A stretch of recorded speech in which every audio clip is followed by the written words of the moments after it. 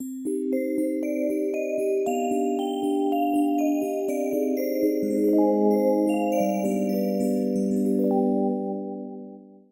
welcome to another Woohoo Wednesday. I'm Little Woo, and I'm here to address another life question that I've received. This week's question is how to deal with strangers who are being rude or doing stupid things. So it's not a coworker, a friend, a family member, or someone that they know personally. And that's an important distinction in this question, because within that distinction is the question, how much time do you want to invest into this moment that's just passing through? Most people might just choose to ignore it and move on with their day, but this question is actually asking how to deal with a stranger. So I'm going to assume that that's intervention or action is wanted, and that you maybe want to speak up or do something. And so I'll ask maybe a question of, like, I know this person can't answer me right now, but I would say, well, when you say rude, you have to really think about it. What kind of rude? Is it aggressive rude, where you almost feel threatened? Or is it just someone who seems impolite or uncivil to you, right? So there's different levels of rudeness, and maybe you have to kind of think about, well, how rude is this, and what does it mean to me? And the other thing is, when you say stupid, this is I'm quoting, what does that mean? Is it someone who's endangering their own life or someone else's life? Then you might still deem that as stupid, but it actually is life-threatening, and in that case, taking action to prevent death or injury might be really important. So it's no longer just a question of deciding whether you want to intervene, or maybe you don't have the skills to intervene if it's life-threatening. So those are some things you might want to think about. In most cases, I'm assuming that this is just something that's annoying to you, that you don't like, and it's not threatening anybody. Okay, so the first thing, assume their innocence. Instead of approaching with an accusation or an assumption of guilt or malice from that person, you can go in and say, you know what, there is a reasonable reason for why they're behaving this way. It doesn't mean I have to like their behavior or condone it. It just means that I'm assuming that there's a really good reason. Now, in most cases, you may never find out that reason, and it could be way more complex than you have time or energy for. It could be as far back as they were neglected as children, raised in foster care, and gone through all kinds of struggles in their life, and they just don't have the energy to be polite or never been given that opportunity to learn that. Or maybe the things that they're doing, they're totally unaware of, and it would be beyond your ability to even guide them in that moment because of their life issues. Assuming innocence, what that does, it doesn't remove the displeasure or discomfort of the moment, but it removes the judgment that blocks so many things. And then the second thing, approach with goodwill as if they're your friend. So when you come up to someone, it's a very specific energy of how to approach someone, that they can already feel your intent when you're coming up to them. Even if it's because they've done something that is considered rude or inappropriate or dangerous, approach them with the energy of a friend. And that makes a huge difference, because if you storm up to someone with righteous indignation or anger or you're just reactionary behavior, you're usually going to provoke more of the same, and it's not going to come out very nicely for either of you. So if you approach like a friend, you're going to touch, or you might not choose to touch them, maybe that's not a good idea, or you might call them,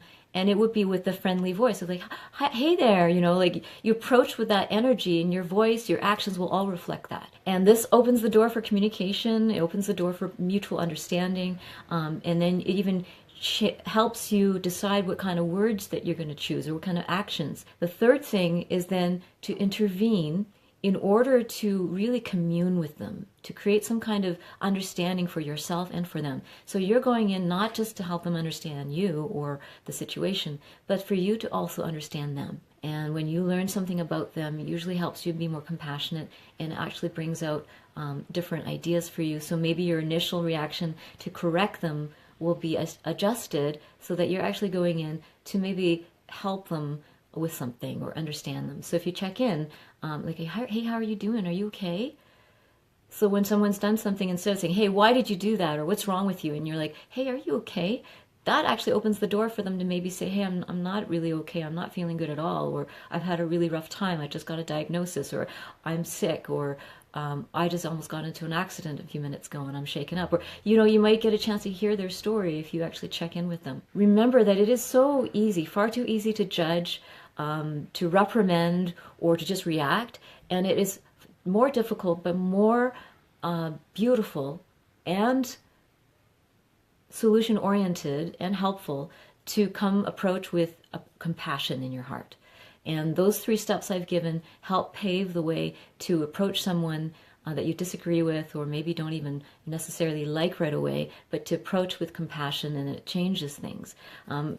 When you treat people with respect, it's the best way to teach the art of respect. So that's the opposite of rudeness. And then the second part is to treat people with faith in their intelligence. So if you treat people like they're stupid and you talk to them that way, you're already driving them in that direction. When you speak to someone as if they're extremely intelligent and you don't condescend, then they actually will come back and maybe have a conversation with you.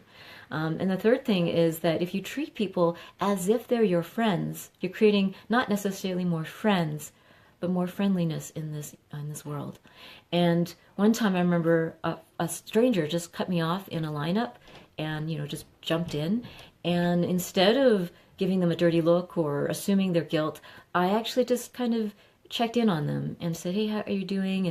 And then they realized, "Oh, were you in line?" And I said, "Oh yeah, I was, but it's okay. Are you in a rush? It looks like you may be in a rush and maybe something's going on for you."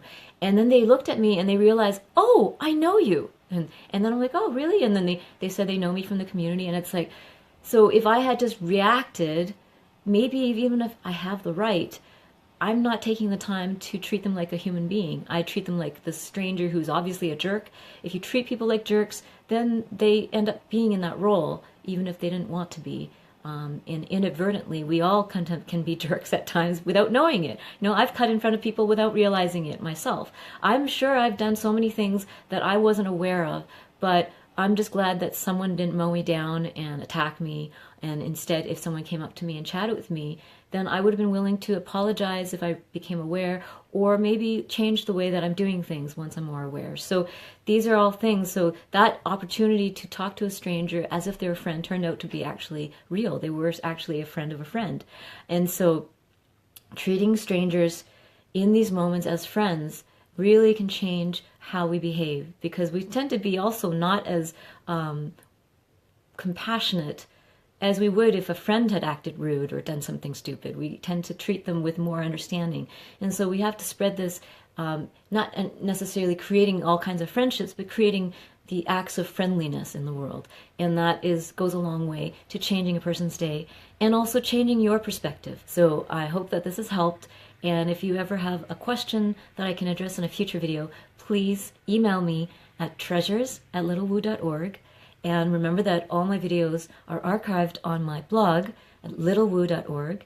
And also, I am working with people one-on-one, so please check out my mentorship page on my site if you ever want to work on something in your life that you feel like you need to open your heart around and do some healing and transform your perspective. I hope to check in with you through the week, and please do comment on this thread. I love to hear from you. Mwah.